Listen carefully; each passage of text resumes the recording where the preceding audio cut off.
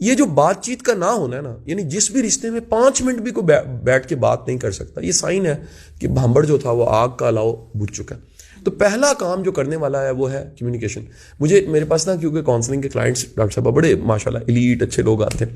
تو ایک کپل آیا، انہوں نے کہا کہ جی میں نے یہی ٹیسٹر لگانے ہوتے ہیں، یہاں مفت آپ کو بتا رہا ہوں. میں نے پہلا ٹیسٹر لگایا، ان کو جی کمیونیکیشن صرف اتنی ہے کہ پیسے دے دیں، پیسے لے لیں، بچے آ گئے، بچے چلے گئے، کھانا یہ پکنا ہے، یہ کھا لیا، فلانے کی طرف جانا ہے، فلانی خوشی غمی میں.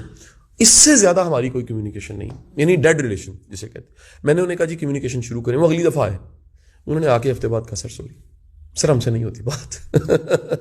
اچھا میں نے سولوشن دیا اور یہ آپ کو بھی دے رہا ہوں. میں نے کہا خط لکھنے شروع کر دیں. اب اگلی دفعہ جب وہ آئے وہ حیران تھے دونوں. انہوں نے کہا سر آپ نے کمال کر دیا. بندہ کہتا ہے میں رات کو ایک اچھا سا خط لکھتا ہوں اور صبح ناشتے کی ٹیبل پہ ناشتہ کر رہا ہوتا ہوں، میں رکھ کے چلا جاتا ہوں.